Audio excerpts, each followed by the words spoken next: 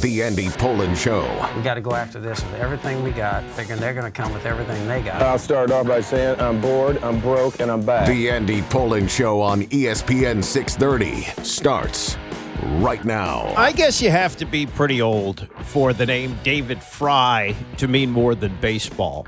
David Fry was an impressionist in the early 70s who made his mark impersonating Nixon. Like Rich Little was the main guy for impressions, but he did mostly entertainment people. He did Johnny Carson. He did people like Red Skelton. You know, his stuff was not political at all. Well, David Fry, he did Nixon and he did Humphrey, and he's kind of caught up in the times. And then when Watergate came along, that was a big boon to his career, and then he sort of disappeared. So last night, it was David Fry who ended just a classic baseball game, one of the best I've ever seen in the postseason.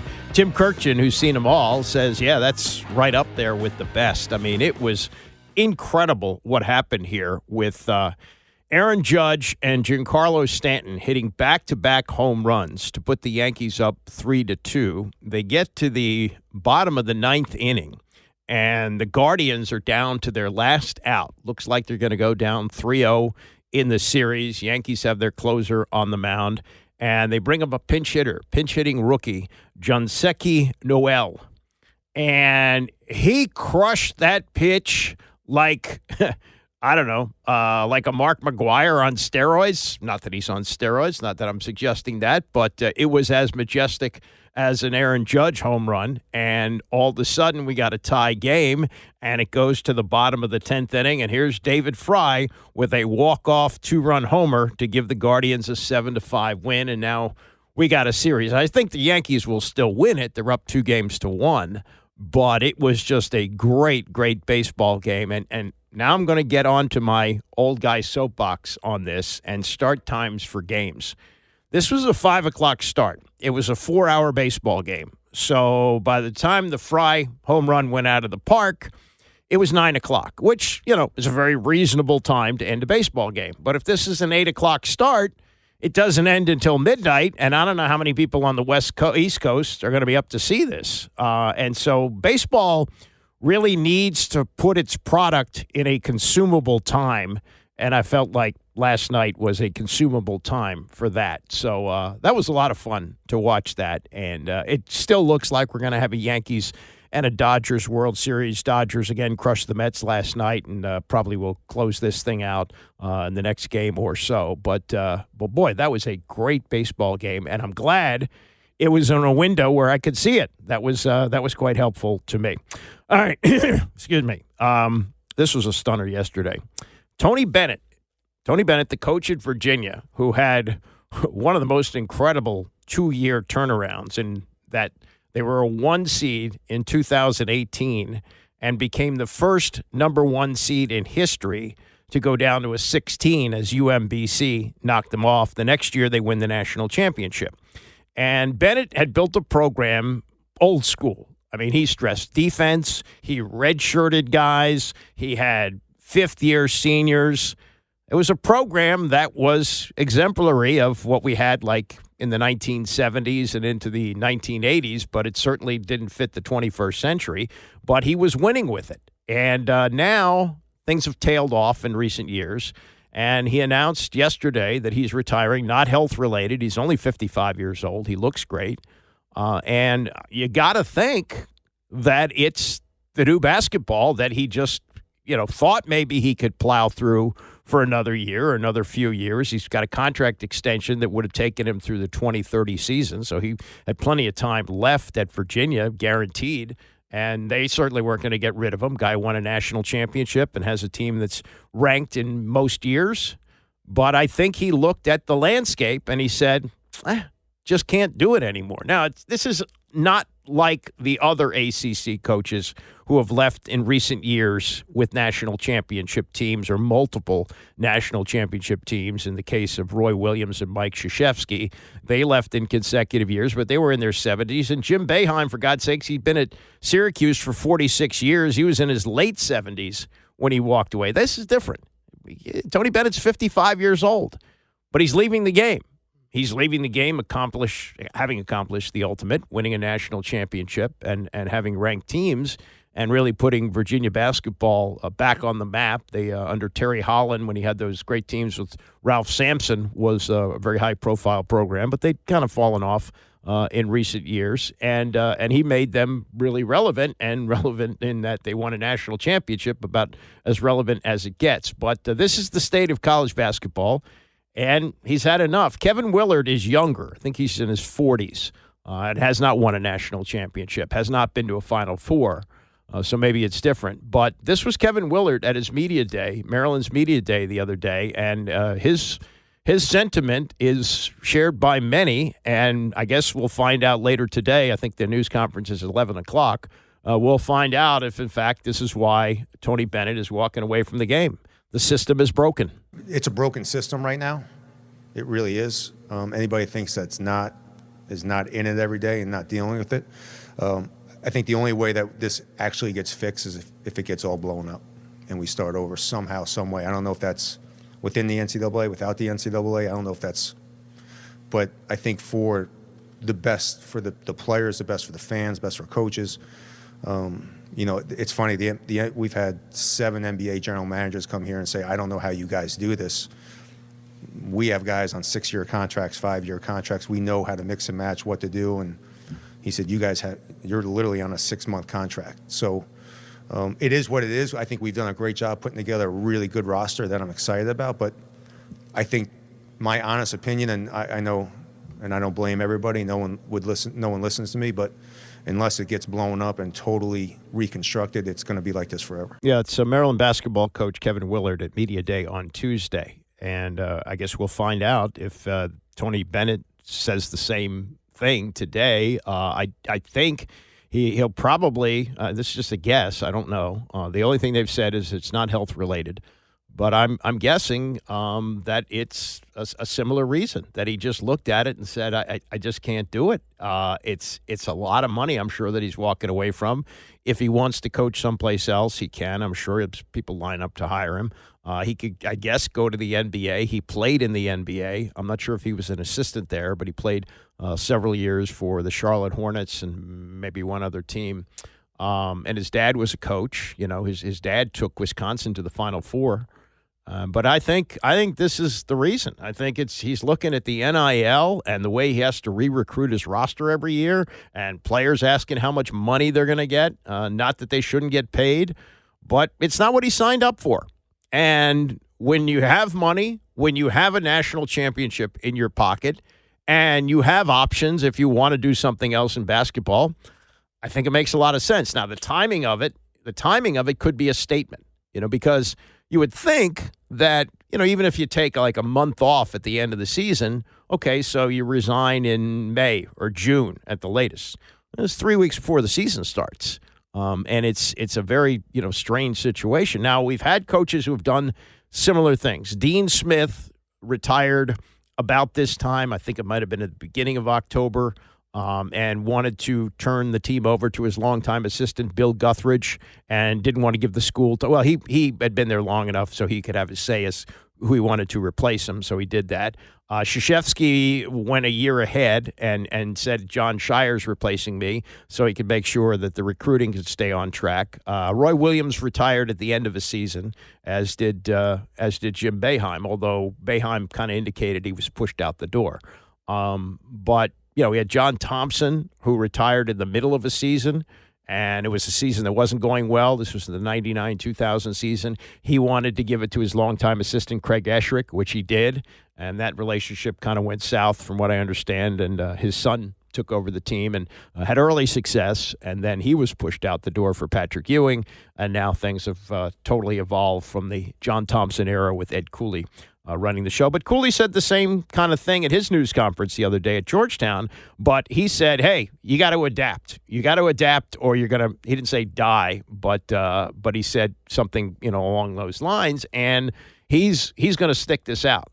But perhaps Tony Bennett said, nah, It's just not going to work. This is not the way I want to coach basketball. I don't want to have to worry about NIL, transfer, money, re-recruiting my roster, making sure kids have playing time, all that. No, that's not the way I run my program. I think. We'll find out later today. All right, some stuff yesterday from the coordinators as the Commanders get ready to play on Sunday against Carolina. They're going to retire Darrell Green's 28. And if you follow me on Twitter at AndyPolin1, you'll see me in a rare shot wearing a jersey. I only wear them when they retire numbers. Last time I wore a jersey was when they retired Sonny Jurgensen's number. A couple of years ago, Sunday, they retired Darrell Green's 28. So if you check me on Twitter at AndyPolin1, you'll see me wearing the jersey. But as for the game, big boost, I think, because I think they really missed him last week, is that it looks like Brian Robinson is going to be back. And this was Kliff Kingsbury, the offensive coordinator, yesterday on that. He's a big part of what we do. I mean, both emotionally and physically. The way he plays the game, the joy he plays with, what he brings to practice, that's a big deal for us as a unit. And obviously he's a tremendous player, pass game, run game, pass pro, so it would be a big lift. Yeah, I think it's complementary. I think what Jayden Daniels does, he needs a running back like Brian Robinson. Not that they haven't gotten, good production. Jeremy McLaughlin has produced for them. But it's good to have a guy back who's still a leading rusher, even though he's missed a game, leading the team in rushing with 325 yards a game. If you missed this, and I was surprised, Caleb Williams had a really good game in London, and it looked like he was going to win Rookie of the Week again, or for the first time, actually. For the first time, it looked like he was going to win it. And Jayden Daniels lost, but he really looked good doing it. There's some great throws in that game. So for the fifth time in 6 games played, Jayden Daniels was Rookie of the Week. And he continues to improve, continues to be impressive. And one of the more impressive things is running that no-huddle offense. This was Kingsbury on that. It starts with Jayden. I think he's a guy, as a young guy, pushing the tempo, being able to handle that operation, especially in no-huddle, and then command that from 10 other grown men. It's like that's not what they're accustomed to. So for him to really buy into it, which he's played at that kind of tempo in college and believes in it, that really set the tone for the entire group. And so the guys have seen some of the big plays we've had off of it and how it can sometimes really simplify a defense by keeping them on their heels. And so that's been a good change-up for us, and we'll continue to use it. Did you expect him to be able to handle it in the way he has? I mean, I know, like you said, he did it at LSU, but that's a lot for him. Yeah, I didn't know the extent of his work ethic. I knew the stories at LSU, but just to see it in person, I mean, he puts it in each and every day, all day, to be able to be out there and not have to think and be able to command and get it lined up the right way, which isn't easy when we're playing at that pace. Yeah, guys who analyze tape say that you have to be really, really smart and in command of an offense to run a no-huddle. We've had over the years here inexperienced quarterbacks, and they just can't do it. And here's a guy playing his 6th game in the NFL and flawlessly executing the no-huddle offense. And if you heard Nick Allegretti earlier this week, he I thought put it very well, that they trust him when he makes adjustments at the line. They know that he knows what he's doing. And that's a huge thing. Confidence, big part of playing football. All right, the schedule. This is kind of odd that this game is a 4 o'clock game because you have the game that everybody wants to see at 4 o'clock, which is the Super Bowl rematch, Kansas City at San Francisco. And then you have another 4 o'clock game because of where it's played in Los Angeles. It's the Rams and Vegas. I'm not sure why you needed this game at 4 o'clock. Could you just have 2, one for each network? I'm not sure why it was necessary to have it at 4 o'clock, but it's a 4 o'clock game. The game of the week is quite obviously this one, the rematch of the two teams that have played in multiple Super Bowls in recent years, including the one last year. This one's in San Francisco, and Tony and Mike took a look at it yesterday on PTI. The 5-0 Chiefs head to Santa Clara to take on the 3-3 49ers.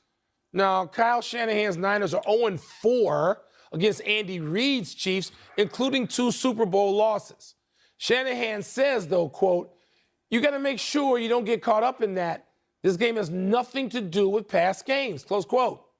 Tone, do you think it's important psychologically for the Niners to beat the Chiefs?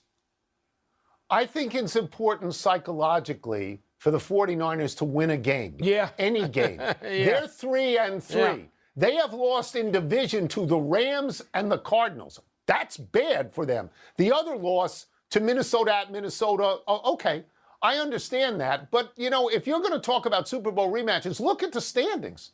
The Chiefs are 5-0. You want to mention them with the Super Bowl? Go ahead. Not the Niners. It doesn't work that way. There are many practical reasons why the Niners have to win this game that have nothing to do with a Super Bowl rematch. Right. And I just want to say one other thing, and I know this doesn't affect you at all. You don't care.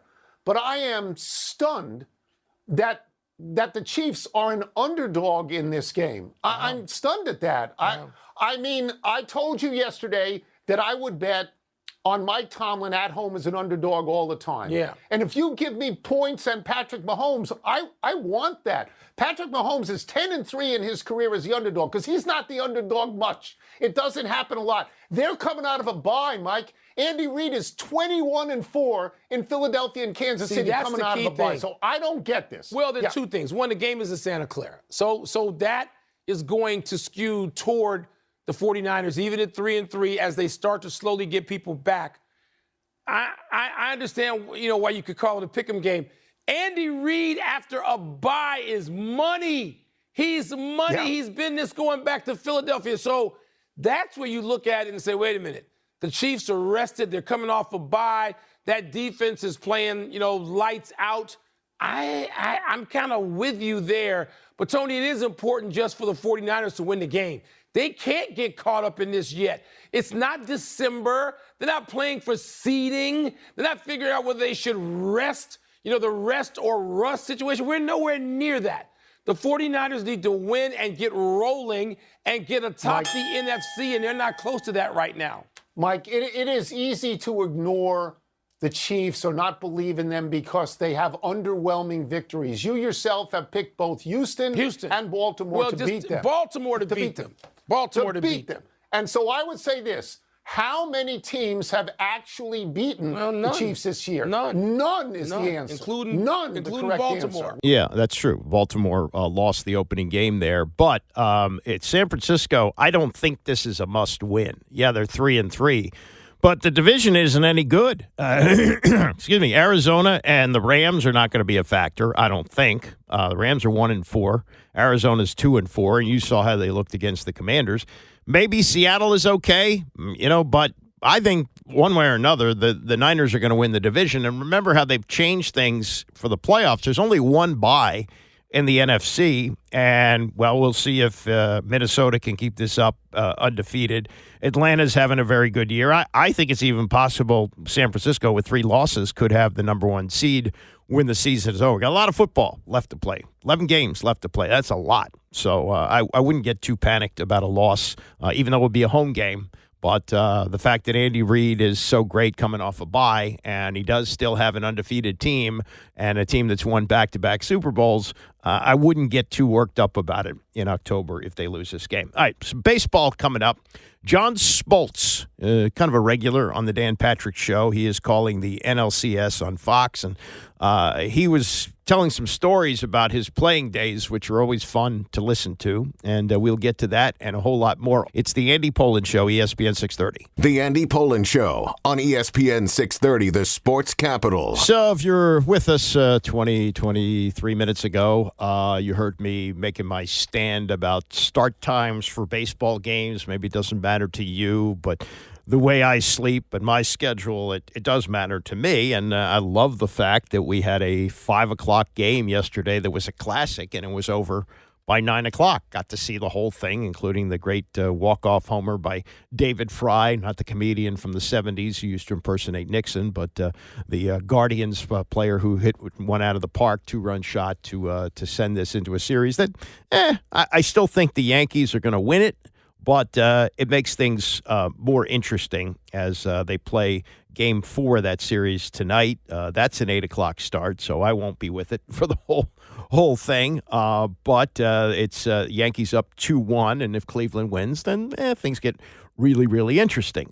Dodgers look like they have the series against the Mets well in hand, up 3-1 after beating them 10-2 last night, and they can wrap that up tonight, and I can see them wrap it up because it's a 5 o'clock start, so I can deal with that. But, the Mets did win a game in the series, But this clearly looks like a better Dodgers team, and I would expect them to be in the World Series. So calling it on Fox is John Smoltz, the Hall of Fame pitcher, and he frequently shows up on the Dan Patrick Show. And they did some previews of yesterday's game, so obviously I'm not going to play that for you. But at the end, they got into a conversation about hitters that Smoltz feared during his career. Now, remember, Smoltz, very unusual. He's a guy who started out as a starter, then transitioned to being a closer, then went back to being a starter, and is rightfully so in the Hall of Fame as part of that great staff that the Braves had back in the 90s, I guess. Yeah, mostly the 90s. And so yesterday, Smoltz discussed the hitters that he feared and kind of the pitcher's view of the massive home run hitters. At your peak, was there anybody, not that you feared, but let's remove Bonds from the equation. Okay. Where you were on the mound and that guy made you nervous? Like you did. How often would that happen at your peak? Yeah. And honestly, that happens more than you think. And the goal is to never let that be known, right? And you got to fake it on the mound. Tony Gwynn, 100%, not even close. Like if Tony Gwynn was up and there was first and third or man on second, you just know that guy was going to advance and he wasn't going to strike out. Albert Pujols had that fear. I had that fear factor with him. Big Papi, you just knew that the moment wasn't going to be too big for him. And a young Miguel Cabrera was unbelievable in he was beyond his years as a young player setting up a pitcher. So I learned at an early age, and Glavine really helped me do that kind of a stone face, kind of like, hey, just fake it. If you don't, don't let them know. And I learned how to do that, and hopefully I did it okay. Cabrera, one of the more underrated hitters in our lifetime, yes. Underrated players in our lifetime. But so how do you fake it? Like, I don't know what you do when you're on the mound. You act like a tough guy? Yeah, you just have the stare. When my Italian grandmother was alive, she didn't understand sports, and she didn't like that I had this mean face on the mound. And she said, I don't like that you don't smile. And I said, Grandma, you don't understand. I gotta be mean. I know, I'm not a mean person, but I gotta trick those guys into thinking. And I learned to just kind of have the stare down, the barrel of the catcher and just not even really give much credit to them stepping in the box. And I wasn't afraid to go after the best. I lost sometimes, I won sometimes, but yeah, you just, if you don't have your stuff, and that's the worst part about pitching, when you leave, you're like, I don't have my stuff. And the best game, an example I can give you is it was at the end of 96 and I was exhausted and I'm facing the Yankees in the World Series. That's the game I lost 1-0 against Pettit. And I came in after the first inning and I was sitting next to Tom Glav and I go, Glav, I got nothing. I mean, I've got nothing. And you know what he said? He said, trick him. So I come in the second inning. I said, Glav, I am hanging. He goes, trick him. Third inning, I'm like, I don't think he goes, trick him. And I literally tricked him till I went 7 or 8 and we lose the game 1-0. And as soon as I got out of the game, I called our orthopedic over. I said, Doc, I need a shot at my shoulder right now. He goes, the season's over. I said, I don't care. I am barking. So I learned how to do that over time. And you just kind of part of your DNA. Who would you rather face, Aaron Judge or Shohei Ohtani? There's no easy answer, but Aaron Judge is a right-handed pitcher. I'd rather face the right-handed slugger. There's ways to get, obviously, both of them out. There's not a big way to do that. But Ohtani provides so many different challenges being a right-handed pitcher that when he gets on, he's going to steal. And Aaron Judge can embarrass you with a 500-foot home run. They both can.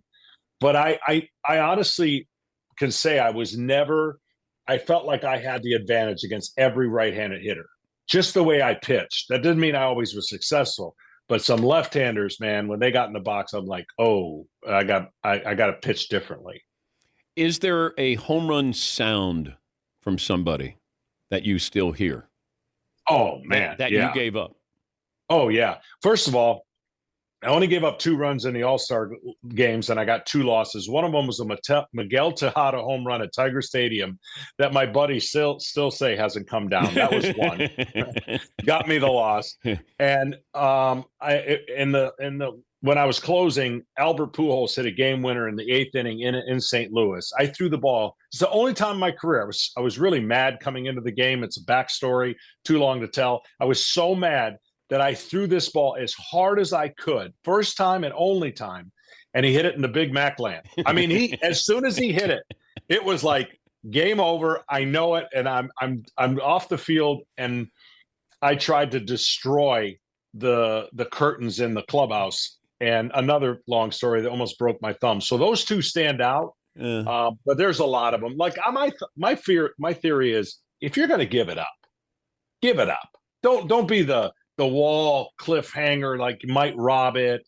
If you're going to give it up, and I've given up some bombs. Greg Maddox said that to me. He said the ones that just trickled over the wall, those are the ones that crush you. He goes, if I throw it, you hit it, and you hit it 450 feet, good for you. It's the one that maybe shouldn't have gone out. Those are the ones that haunt you. Yeah, I had one in the 1991 NL pennant against the Pittsburgh Pirates. First inning, Game 7, Van Slyke's up, and he hit it, and I was so dejected. I'm like, game tied. All right, I was already processing, like, game tied, refocus. David Justice catches it at the wall, and Greg Olson comes out, and he goes, "Are you all right? Like, what's going on?" I said, "It's over." He goes, "What?" I said, "It's over. That was their chance." But I really thought he hit it. He hopped. Everything that you do when you hit it, you know you get it, and this one didn't go out. And that's the one I'll always remember, because I put my head down and I went, well, we've got a tie game. But the ones that 100%, you're already asking for the ball from the umpire. and you just don't want umpires to throw you balls, because that means it's a home run. Do you remember the first time you saw Halle Berry with David Justice? Yes, absolutely. We I'll tell you what, she was so nice. It was a unique time in our look. We had the Jane Fonda, and of course, our owner Ted Turner, but we never had anybody like superstar where it was a total different time in that clubhouse. And she was so nice, and of course, we were in the middle of continuing to win. So yeah, absolutely. I met her. I did an interview with Justice at his condo, and she was there. And, at the time, I didn't know who she was. I don't know if anybody really knew. And I remember him telling me that he stays up to watch the 11 o'clock Sports Center.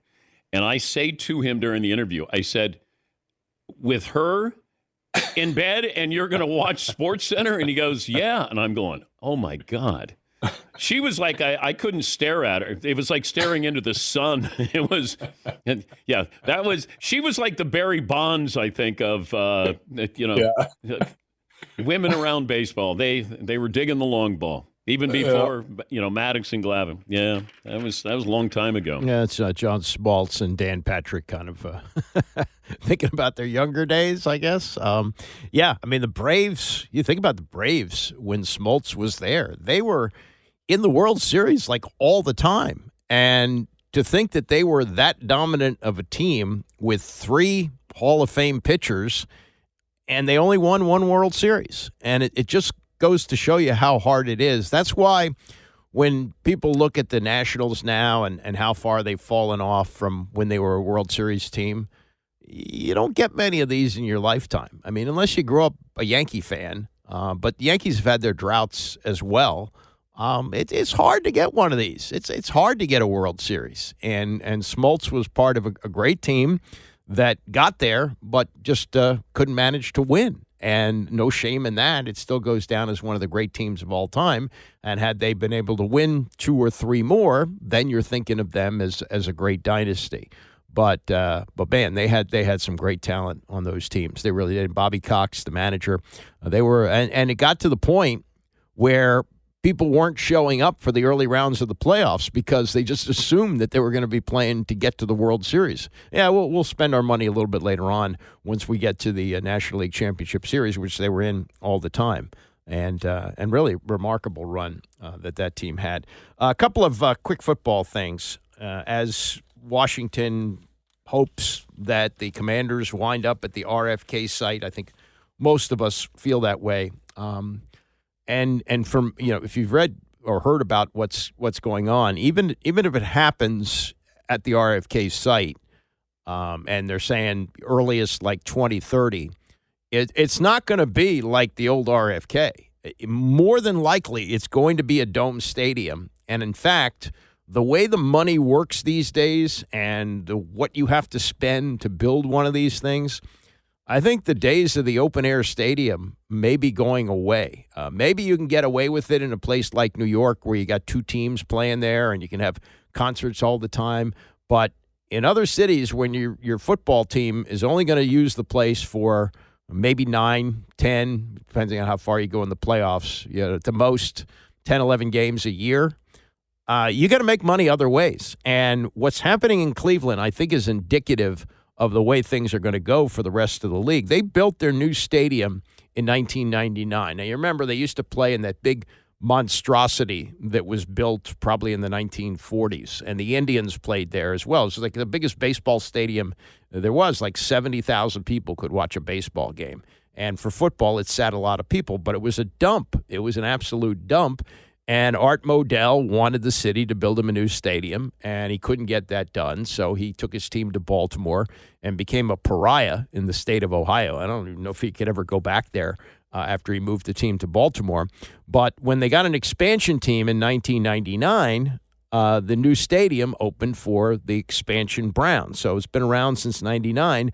And the latest is that when the lease expires in 2028, they're going to go to a dome stadium in the suburbs. They're going to leave downtown Cleveland. I'm not familiar with Cleveland geography. This is Brook Park. The city wants to keep them. Mayor Justin Bibb met Wednesday with the owners, Jimmy and Dee Haslam, who told him that they were moving forward with their plans to build a $2.4 billion facility, which is 12 miles south of downtown.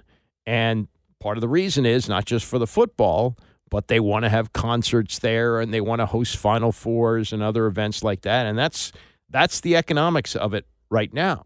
The city proposed, it says here, funding of $461 million, splitting the cost with the Browns to upgrade the current stadium and redevelop the surrounding property around Lake Erie.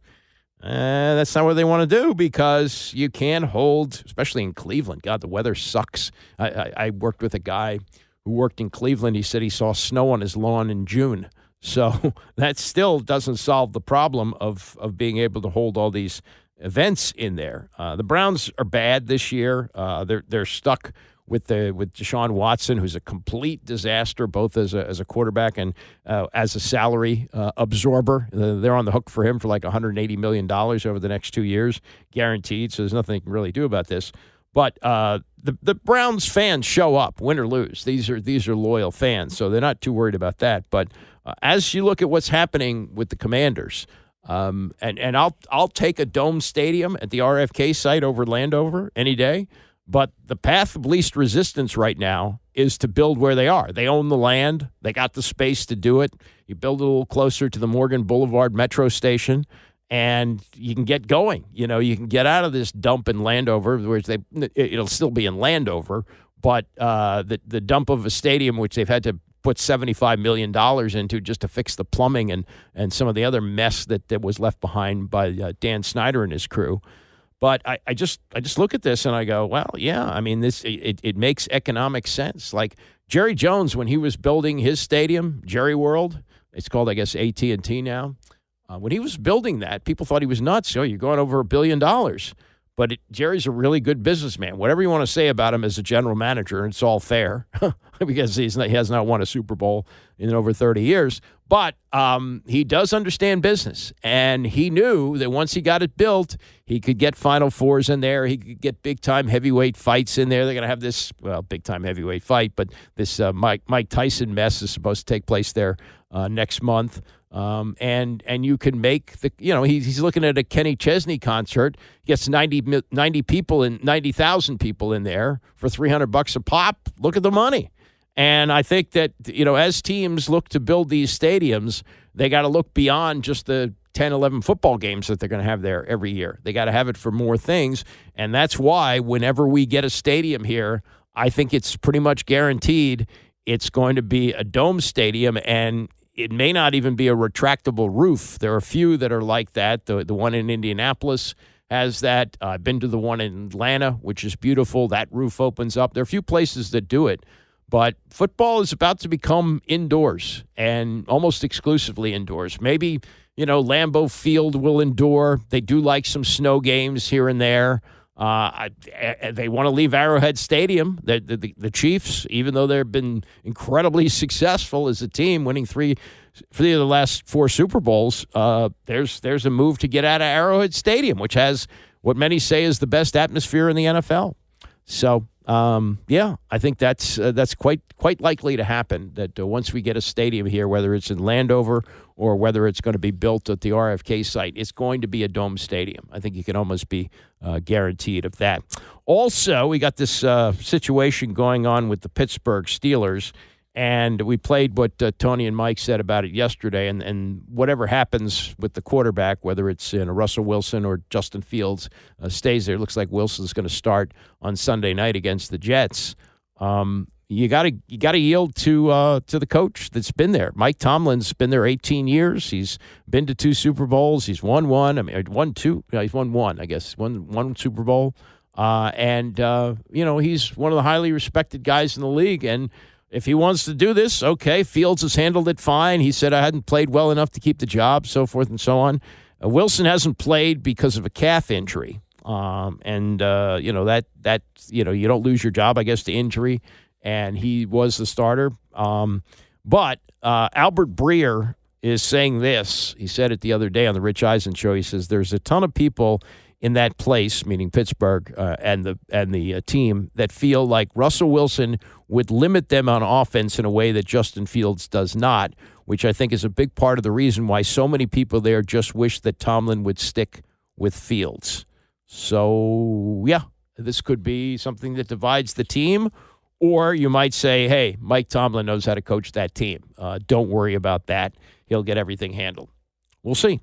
Something to keep an eye on, but that'll be the Sunday night game. Jets are on in prime time. Once again, the Aaron Rodgers show rolls on. All right, coming up, we'll get to the great career of Darrell Green as the team retires his number 22 years after he retired. Stay with us. It's the Andy Pollin Show, ESPN 630. Well, it's an overdue honor for an incredible player. Darrell Green will have his number 28 officially retired at halftime on Sunday as the Commanders take on the Carolina Panthers at now Northwest Stadium.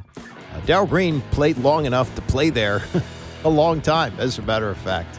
I guess about, not half of his career, but the last third of his career. They moved there in 1997, and he retired in 2002. And I don't think we'll ever see a player like that again. 20 years at cornerback, 42 years old, covering receivers, literally half his age. I mean, it's remarkable. And so is the story of how Darrell Green got there.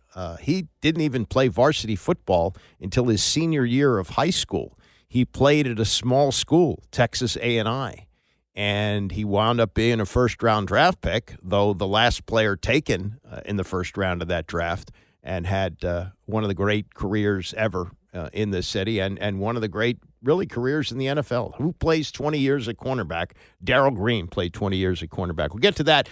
I did want to play a few things from yesterday from Joe Witt, the defensive coordinator, who came on pretty strong when he was hired. I worked with Doc Walker for many years, and I'm sure Doc Walker loves the way Joe Witt talks about football and about playing defense. He's got an attitude about it, and I think that's part of the reason that he was hired by Dan Quinn. They had worked together in Dallas. Witt was the secondary coach, while Quinn was the defensive coordinator.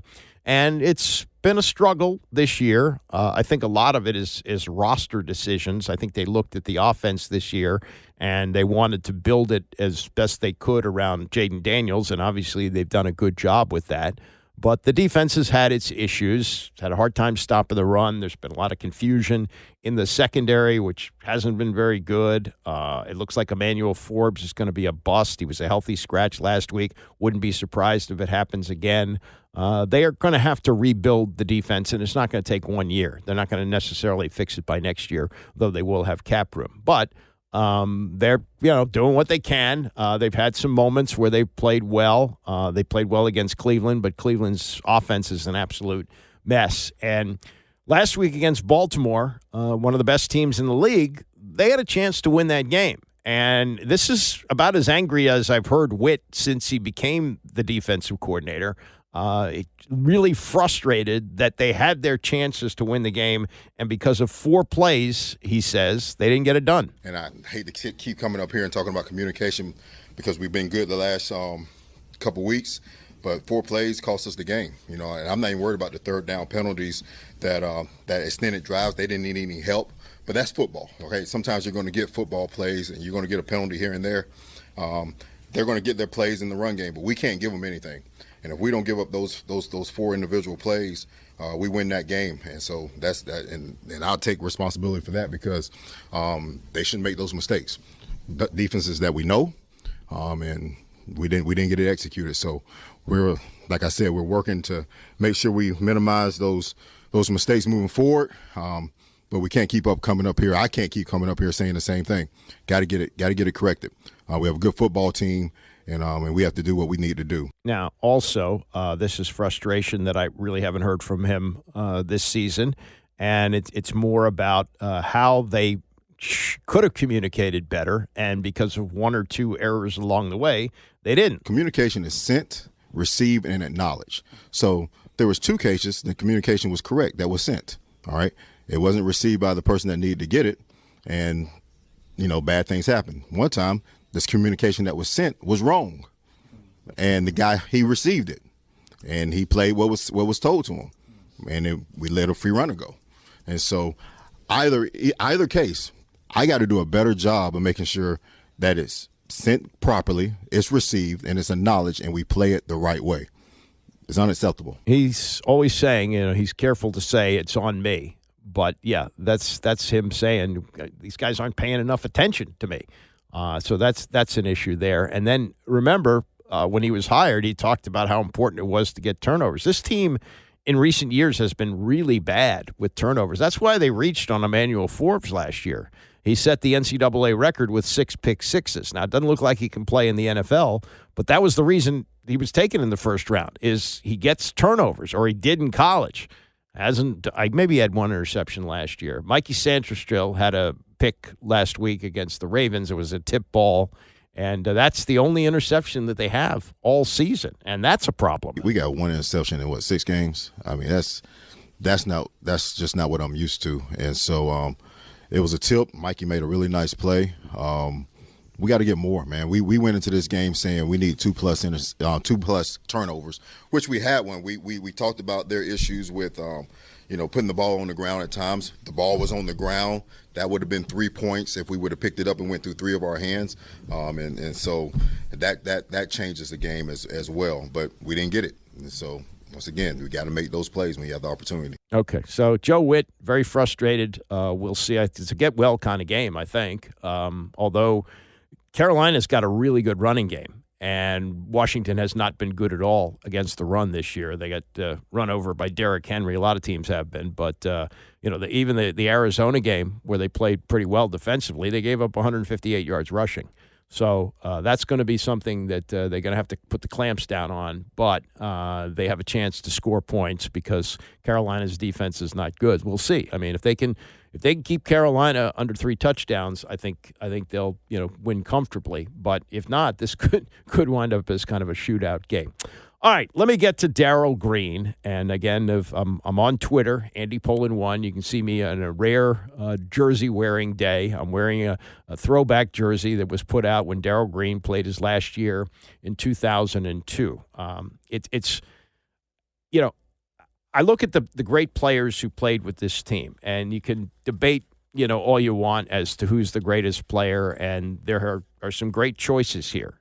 John Riggins, Super Bowl MVP, Ken Houston, one of the great defensive backs in the history of the NFL, played his last 8 years here, had one of the most important plays in the history of the team, one of the most recognized plays where he stopped Walt Garrison at the 1-yard line on Monday Night Football to preserve a 14-7 win. Sam Huff is in the Hall of Fame, though I thought he had his best years with the New York Giants. Sonny Jurgensen was tremendous here. They just didn't win a lot, but he was an unbelievable passer. And then you have the players that are homegrown. Sammy Baugh played 16 years here, and when they named the greatest players of the first half of the 20th century, he was number one. Russ Grimm is in the Hall of Fame, played 11 seasons here. Art Monk is in the Hall of Fame, and when he retired, he was the number one receiver of all time. He was passed by Jerry Rice, and significantly passed, but he did go past Steve Largent while he was playing in 92 and became, for a while, the number one receiver in the history of the league. Charlie Taylor, when he retired, was the all-time leading receiver. I think it was 642 catches. Charlie's passed away. Chris Hanburger is in the Hall of Fame. I wouldn't put him up there as the greatest player. In my mind, and I never saw him play a game, he retired before I was born, but I would say Sammy Baugh is the greatest player in the history of the franchise. As you look at these other names, if you want to make a case that one of them is number two or maybe even number one, you can. But I don't think anybody can match Darrell Green as having the most remarkable career in the history of the franchise. Playing 20 years for this team, he was a Pro Bowler when he was 37 years old. He had 19 consecutive seasons with an interception, playing teams that always threw away from him. Because if you threw in his direction, like Dion, there was a pretty good chance he could take it back all the way. He was arguably the fastest man who ever played in the NFL. He had an unofficial 40 time of under 4.1. It's unofficial, but trust me, he was fast. And if you've seen him lately, he's turned 65 in February. If you see him up close, he looks like he could put on a uniform now. If he's a pound over his playing weight, I'd be surprised. He looks great. He keeps himself in great shape.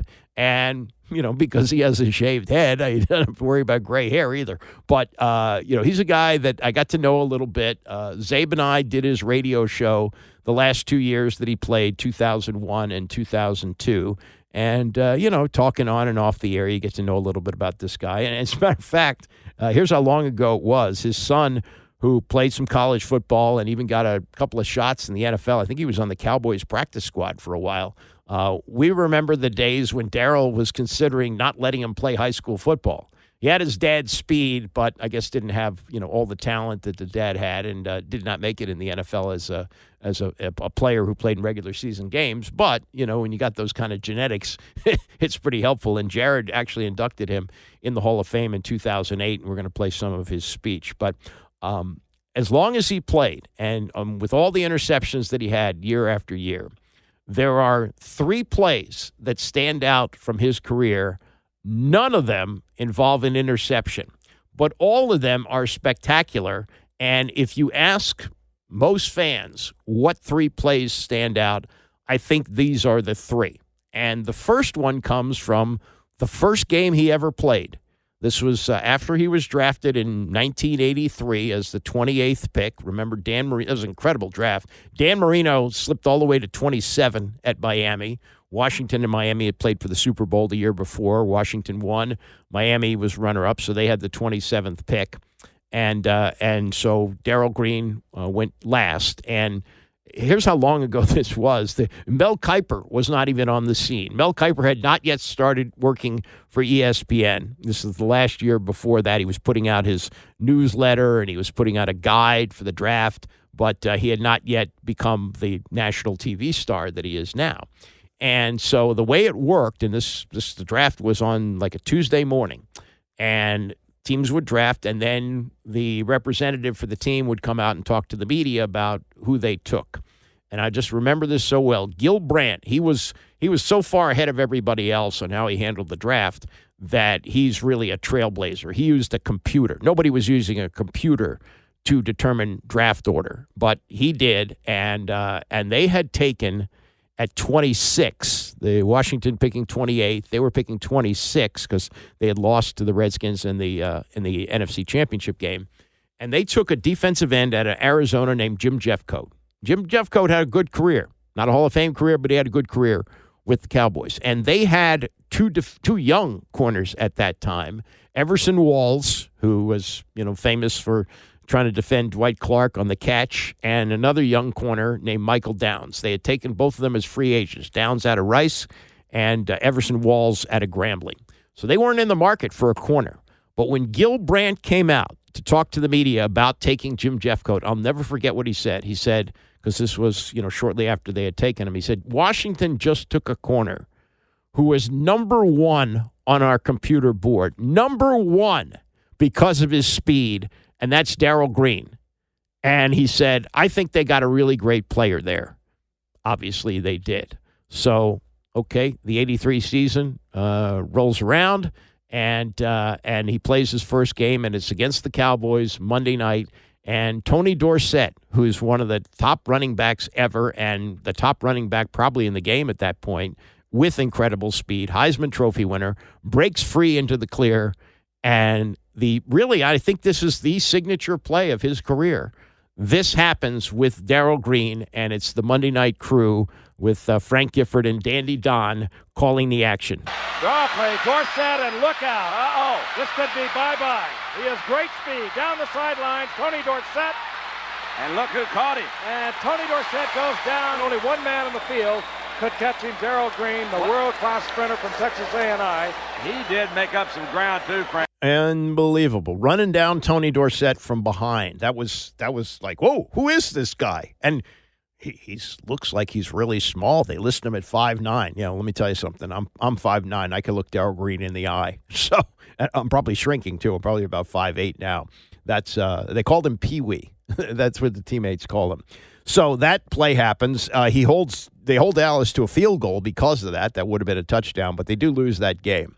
But still, people remember that to this day. And when Darrell retired, we did a show with Tony Dorsett on to talk about that. So that was a signature play. All right, they win the they don't win the Super Bowl that year. They get clobbered by the Raiders, and the next opportunity comes in the 1987 season. And they are playing in the playoffs, the Chicago Bears in Chicago, where it's 3 degrees. And Joe Gibbs uses his secret weapon, Darrell Green. Now, let me back up a little bit. When Darrell Green came into the league in '83, there had been a corner who had started the year before and was a big factor in them winning the Super Bowl. His name was Jarris White.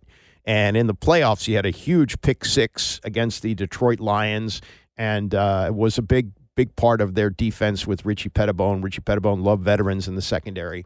And they expected Jarris White to return for the 83 season. And in those days, even if you took a rookie in the first round, you didn't necessarily have to start him right away. You kind of ease him into the lineup. They also had a guy named Vernon Dean who played the other corner. And so it wasn't really necessary for Darrell to play.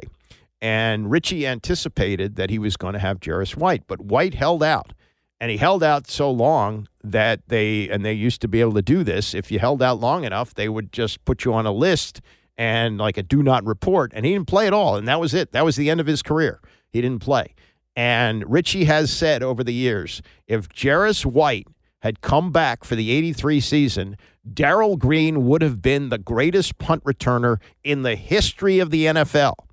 But because he was a starter, because they didn't have Jarris White and they had to start Darrell Green at corner, he was too valuable to use on punt returns. But when Gibbs knew he needed a spark and needed some big play to happen, he would put Darrell Green back there to return a punt. And sure enough, trailing the Bears in this playoff game, Green pulled out Green back on the field. Gibbs pulled out his secret weapon. Darrell Green goes back deep for Washington.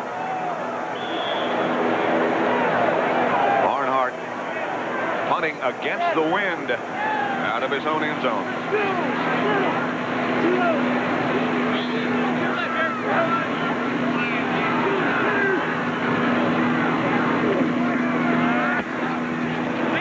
Good kick.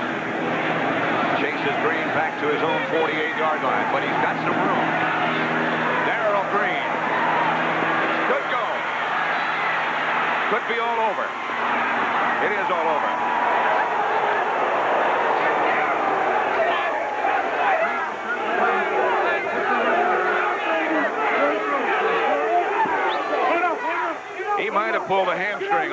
into the end zone. When he went across there, he looked like he was hurt. He could just be tired because he's had to chase Willie Gault all over the field. Now he's returning kicks. You talked about an impact player. He might have heard it when he had to jump over somebody. That's exactly what happened. Darrell Green jumping over Cap Boso tore ribcage muscle. If you watch the play, you'll see him grabbing his rib. He's got the ball in one hand, and he's got his hand around his rib in the other. And he makes it into the end zone because of his unbelievable speed, but that was an injury that put him out for the rest of the game. Washington wins the game. And because Minnesota had upset the 49ers in San Francisco, instead of going to San Francisco to play the NFC Championship game, they get the Vikings at RFK Stadium. And it's a close game. And as great as Doug Williams was in the Super Bowl a couple of weeks later, he wasn't all that great in this game. He was just okay, and it was a close game, and it comes down to the end of the game, and Minnesota is driving for a touchdown that could send the game into overtime. And it's in the final 30 seconds of the game, and famously, Joe Gibbs hits his knees in prayer, like, he doesn't know what's going to happen. Now, the fact that Darrell's in the game at this point is somewhat amazing as well, because of the torn ribcage muscle. He told Richie Pettibone that he didn't want to play in the upcoming game. And Richie said, well, we need you to take a shot. And Darrell said, I don't take a shot. And they went back and forth. And Darrell gave in. And I talked to Darrell about this. He gave in. He said, okay, I'll take the shot. Well, he took the shot, and he said it wore off like in the first quarter. So this is in the fourth quarter. He's playing in pain. And it comes down to the end of the game. Wade Wilson is the quarterback, the late Wade Wilson, for the Vikings, and Darren Nelson is their running back. Gibbs is on his knees, and here's what follows, which I think, with the punt return and running down Dorsett, is the third most famous play of Darrell Green's career. One down to the Super Bowl. Fourth down and 4. Wilson takes the snap, looking left, throws it into the end zone, batted away, incomplete. Redskins are going to the Super Bowl. Woo-hoo. It was perhaps the single biggest play of the Redskins season. They won 17-10 with defense and depth. Yep, and they win that game. They go to the Super Bowl. Doug Williams has his historic day.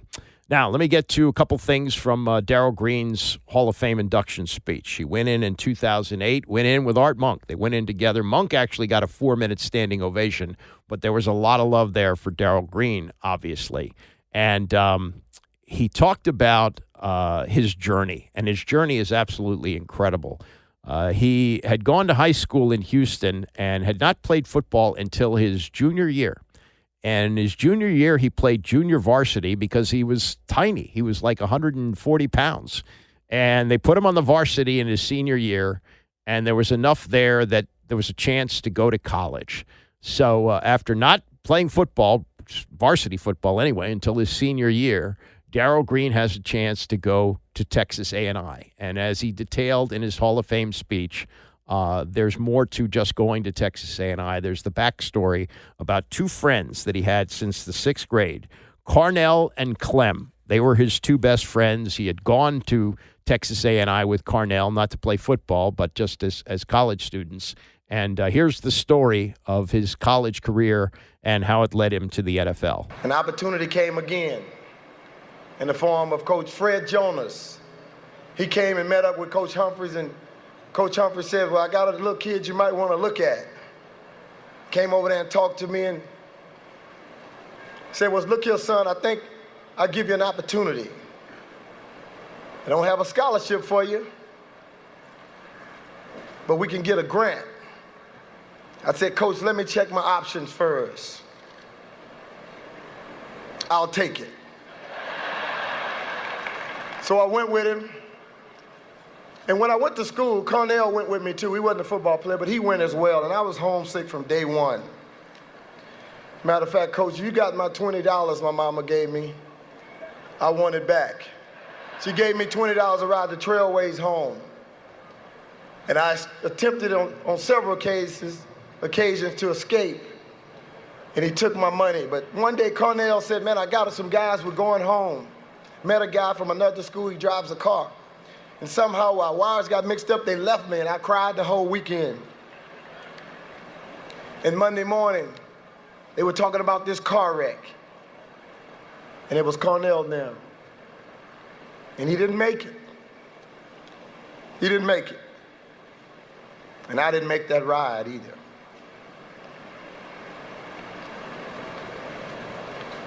I went home after that last game, Coach, remember? I went home. I couldn't take it. I was homesick. I lost my friend. I went home and got a job, went to night school. I grew up a little bit, and I came back to A&I a year and a half later. Fred was gone. We had a new coach, Coach Ron Holmes, and he welcomed me in real quickly. Started me right off the bat. And a new opportunity came to me again, in just those short 3 years. Now I'm about 165, 170, depending on who's saying it. And the opportunity came knocking again. A man by the name of Bobby Beathard.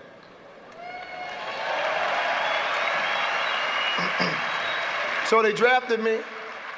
They drafted me, put me in the draft, and I'm going to the Redskins. And 2 weeks before I get ready to go, I'm at home. I'm pulling up on a Sunday morning to my mom's house after church, and this young girl from the community runs up to my car, and she's screaming and she's hollering, and she said, Clem took his own life. And so I came to Washington, D.C. Both of my buddies were gone. How about that? Isn't that chilling? To two friends that he had since childhood. One of them he lost in a car wreck that he was supposed to be in. You know, they wanted to take him, and I guess they got their signals crossed, and he didn't leave when they left. He wound up sticking out the season in his freshman year, but left at the end of the season. Stayed home for a year and a half. Didn't play college football, what should have been his sophomore year. Goes back to Texas A&I, which, by the way, was the only offer he had. It wasn't even a scholarship. It was a grant in aid. He goes there and plays well enough to get on the radar and be drafted in the first round by the Redskins. And just as he's about to start his NFL career, his other best friend takes his own life. Think about that as he comes into the league to start what would become a remarkable career that ended in the Hall of Fame in 2008 and takes another postscript to his career tomorrow when his number, or Sunday when his number is retired. And this is how Green wrapped up his Hall of Fame speech in August of 2008. Can I tell you today, at the expense of sounding real self-righteous, I belong here. I belong here. I belong here. I belong here because I know what to do with it. And number 28 belongs retired from the team. He will join Bobby Mitchell, historic player with the franchise, first African-American player. Number 49, Sammy Baugh, arguably the greatest player in the history of the franchise and one of the pioneers of pro football. Number 33, Sonny Jurgensen, number 9. The next one, I believe, should be Charlie Taylor's number 42. I wish he would have lived long enough to see that. John Riggins, 44, probably deserves to be retired as well. And Art Monk, number 81. Those are the three that should be next, and then you can argue about some of the others. I think even Russ Grimm should get some consideration for 68, though he is in the Hall of Fame, though I don't know if he's the best of the Hogs. I think the glaring omission of Joe Jacoby is awful, and you know, hopefully he gets in this year, but we don't know. We'll see. We shall see. All right, coming up, we'll get to Ravens preview. You'll hear from John Harbaugh and what Zay Flowers says about the turnaround of his team. Remember, the Ravens were 0-2. What the hell's wrong with the Ravens? Now they're being talked about as a Super Bowl team. Crazy how the NFL flows. Stay with us. Ravens preview next. It's the Andy Pollin Show, ESPN 630.